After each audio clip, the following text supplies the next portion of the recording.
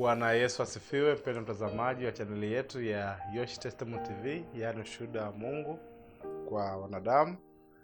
Leo ni siku nyingine, tutamshukuru Mungu kwa kutupa neema ya kuja kujifunza neno la Mungu.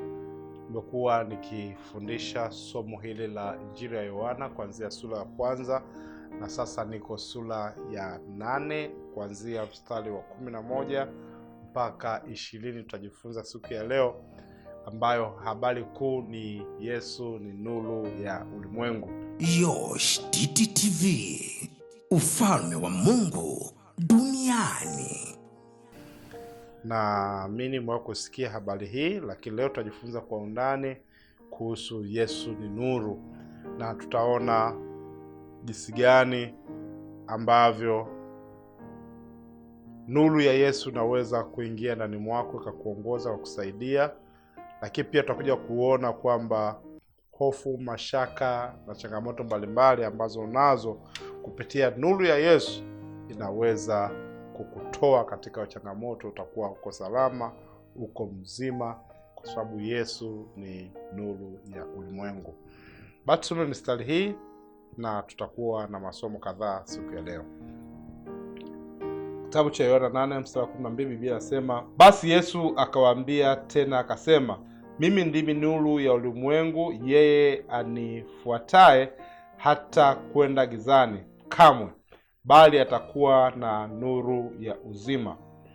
Basi Mafarisayo wakamwambia, wewe unajishuhudia mwenyewe, ushuhuda wako si kweli. Yesu akajibu akamwambia, mimi ningawa ninajishuhudia mwenyewe, ushuhuda wangu ndiyo kweli, kwa sababu najua nilikotoka na niendako, lakini ninyi hamjui nilikotoka wala niendako. Ninyi mwahukumu kwa kufuata mambo ya mwili, mimi si mhukumu mtu. Nami nijapo hukumu, hukumu yangu ni kweli, kwa kuwa mimi si peke yangu, bali ni mimi na yeye aliyenipeleka. Tena katika Torati yenu imeandikwa kwamba ushuhuda wa watu wawili ni kweli. Mimi ndimi ninayeshuhudia mwenyewe, naye Baba aliyenipeleka ananishuhudia. Basi wakamwambia, yuko wapi baba yako? Yesu akajibu, mimi hamnijui, wala baba yangu hamjui. Kama mngalinijua mimi, mngalimjua baba yangu. Maneno hayo aliyanena alipokuwa akifundisha hekaluni katika chumba cha hazina, wala hakuna mtu aliyemkamata, kwa sababu saa yake ilikuwa haijaja bado. Bwana Yesu asifiwe. Mpendwa mtazamaji, haya ni maneno ya Yesu na Wafarisayo tena, ambayo tumekuwa tukiona habari hii ya mvutano mkali kati ya Yesu na Mafarisayo. Kuanzia sura ya 7 ya 6 tumeona wakijaribu kumtega Yesu, wakijaribu kutafuta kila mbinu za kumkamata. Na mistari ya mwanzo ya sura ya 8 tumeona kwamba walimletea mwanamke yule ambaye alikuwa amezini, na wakamtega Yesu kwa kumwambia Yesu, huyu amezini, tufanyaje? Je, unaturuhusu tuweze kutumia Torati kwamba apigwe mawe mpaka afe? Lakini Yesu alionyesha huruma na rehema na upendo kwa yule mwanamke, akamwambia enenda zako na usitende dhambi tena. Baada ya hapo Yesu aliendelea kuambia wale Mafarisayo ambao walikuwa wamemfuata kwa ajili ya kumtega na kuona atahukumu vipi juu ya mwanamke yule ambaye alikuwa amezini, na kitaratibu au kitorati takiwa afe, lakini Yesu alitoa huruma. Yesu akawaambia, mimi ndimi nuru ya ulimwengu. Na maanisha nini nuru ya ulimwengu? Yeye anifuataye hata kwenda gizani kamwe, bali atakuwa na nuru ya uzima. Kwa hiyo Yesu anawakumbusha kwamba yeye ni chanzo cha kweli cha nuru. Bila Yesu mwanadamu huishi katika giza, dhambi, upofu wa kiroho na kupotea gizani. Kwa hiyo hapa Yesu anatukumbusha kwamba yule mwanamke ambaye alionekana amezini, amekosea, hafai, kwa sababu alikuwa gizani, lakini kwa sababu amemleta kwa Yesu, Yesu yeye anakuwa nuru. Yule mwanamke ambaye alionekana ana dhambi, au wale watu ambao walikuwa wanamshtaki hawakujua kwamba wao wana dhambi, lakini Yesu kwa sababu ni nuru aliweza kuwafunua macho yao wakajua kwamba wana dhambi. Kwa nini Yesu ni nuru? Yesu anakuja kuleta mwangaza na maisha, na mtu ambaye ameamua kumfuata Yesu anafuata nuru, na hiyo nuru inakuwa uzima. Kumbuka kitabu cha Yohana 1:4, Biblia inasema kwamba ndani yake ndimo ulikuwa uzima, na ule uzima ilikuwa nuru ya watu, nayo nuru yang'aa gizani, wala giza haikuishinda. Kwa nini Yesu anakuja anajitambulisha au anatambulishwa kuwa nuru?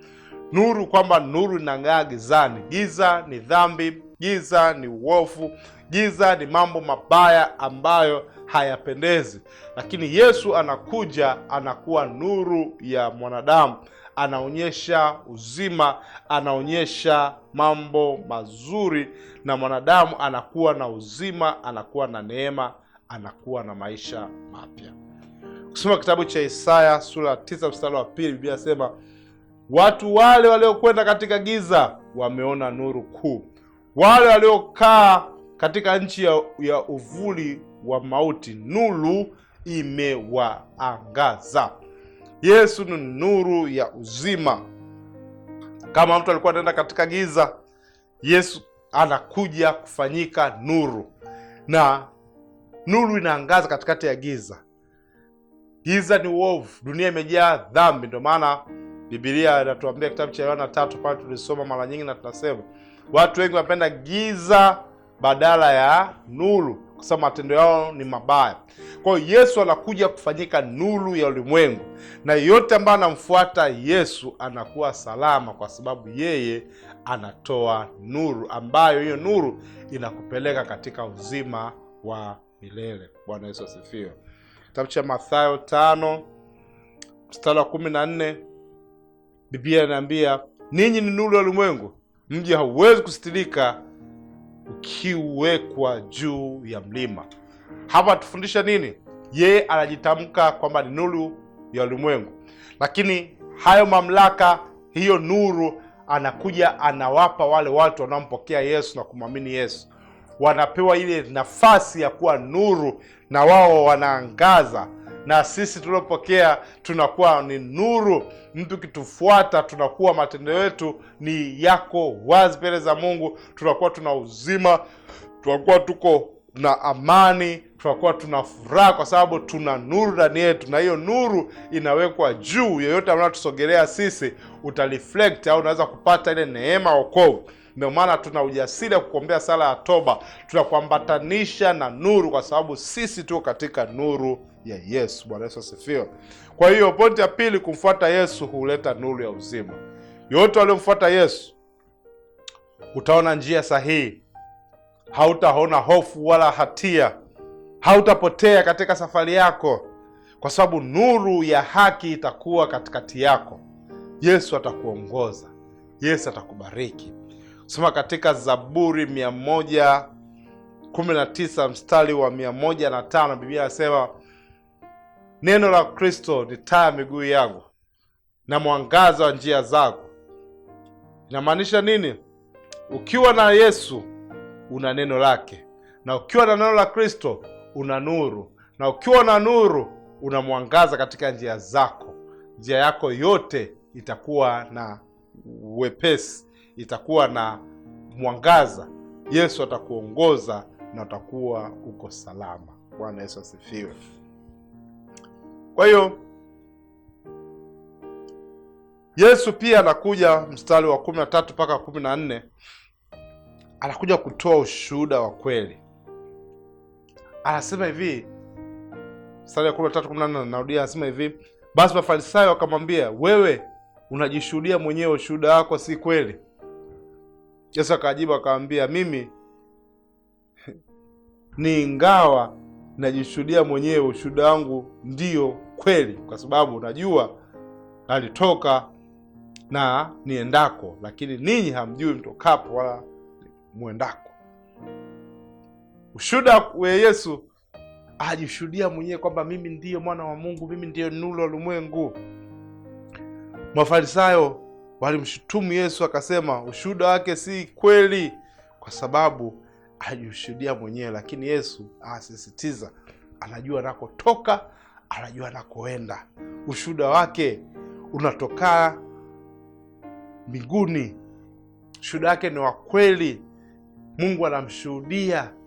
Na huu mjadala haukuanzia hapo. Kusema katika Yohana sura ya 5 utaona kuna mjadala kama huu ambao ulikuwepo, na Yesu anawajibu pia, anaendelea kusisitiza, jamani, mimi ushuhuda wangu wa kweli. Hebu tusome Yohana 5:31 mpaka 32. Biblia inasema kwamba mimi nikijishuhudia mwenyewe ushuhuda wangu si kweli, yuko mwingine anayenishuhudia, nanyi najua ya kuwa ushuhuda wake anaoshuhudia ni kweli. Ninyi mlituma watu kwa Yohana, naye akaishuhudia kweli. Bado hatakuwa endelea kumuuliza huyu kwa nini ajishuhudia mwenyewe, huyu kweli ni Kristo. Yesu akasema ushuhuda wangu ni kweli. Hata sio kusoma Yohana 7:28 mpaka 29, bado Yesu alisisitiza ushuhuda wangu ni wa kweli, maana Baba aliyenituma yupo, lakini ninyi changamoto, hamniamini mimi kwa sababu haumwamini Baba aliyeniita na aliyenituma. Hivyo Yesu atukumbusha kwamba Baba mbinguni aliyeumba mbingu na nchi ndio aliyemtuma na anamshuhudia, na mpaka leo mbingu na nchi ya dunia ina saluti mbele za Mungu, inamshuhudia kwamba Yesu Kristo ni mwana wa Mungu, Yesu Kristo yuko hai, Yesu Kristo anaishi. Bwana Yesu asifiwe. Lakini jambo zuri linalotutia moyo, pointi yangu ya 4, kwamba Yesu na Baba wanashuhudiana. Soma mstari huu wa 15 mpaka 18. Asema, ninyi mwahukumu kwa kufuata mambo ya mwilini, mimi simhukumu mtu. Nami nijapo hukumu yangu si kweli, kwa kuwa mimi si peke yangu, bali ni mimi na yeye aliyenipeleka. Bwana Yesu asifiwe. Yesu anaendelea kushuhudia kwamba yupo mtu aliyenipeleka, yupo aliyenituma.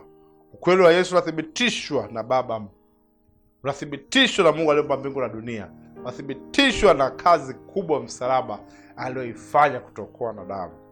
Kwa kumkataa Yesu ni kupuuza ushuhuda wa kweli wa Mungu.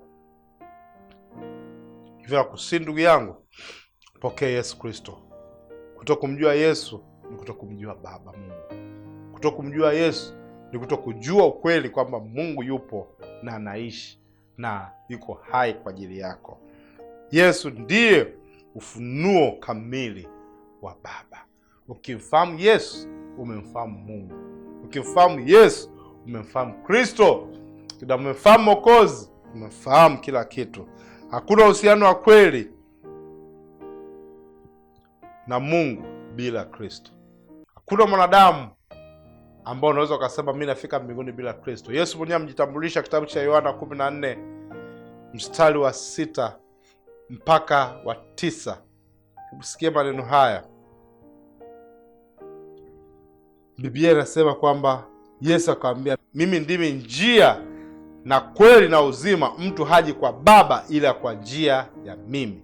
Kama mngalijua mimi, mngalimjua na Baba. Tangu sasa mnamjua, tena mnamuona. Kumbe ukimuona Yesu umemwona Baba, na yeye ndiyo njia na kweli na uzima. Hakuna njia nyingine mwanadamu tuliopewa kumfahamu Mungu na kwenda mbinguni pasipo njia ya Yesu Kristo. Kwa hiyo lazima muamini Yesu, lakini pia lazima muamini neno lake.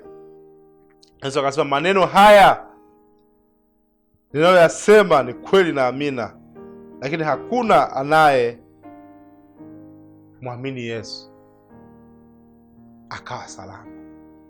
Na wale ndugu walitaka wamkamate, lakini wakashindwa kumkamata kwa sababu maneno yake ni kweli na saa yake kwa haijafika. Lakini mpango wa Mungu hauwezi kuzuiwa na mwanadamu yoyote. lazima umpokee Yesu, uwe katika njia yake, na Yesu ndiye njia, kweli na uzima, na ndiyo nuru ya ulimwengu. Kupitia yeye dunia nzima tumeokolewa na tuko salama. Mpendwa mtazamaji, naomba ninapomalizia kipindi hiki, kumbuka Yesu ni kweli, Yesu ni njia, na Yesu ni nuru, na Yesu ndiyo mwokozi wa kweli. Kutokuamini kunaleta mauti ya kiroho. Kutokuamini kunaleta upotovu, maana hauna njia wala nuru ya kweli. Lakini kuamini unaletwa nuru na uzima wa milele. Mpendwa mtazamaji, napomalizia naomba kuombee. Kama unataka kumkiri Yesu Kristo siku ya leo, fanya maamuzi hayo sahihi, Bwana ataingia ndani mwako. Fuatisha maneno haya, sema: asante Yesu kwa kunipenda. Nimesikia neno lako, nami nimekubali. Ingia ndani yangu, fanyike Bwana na Mwokozi wa maisha yangu. Dhambi zote na uharibifu na ukataa, bali Yesu nikomboe, niokoe, nisaidie. Katika jina la Yesu Kristo, amen. Mungu akubariki. Tukutane kipindi kinachofuata. Amen.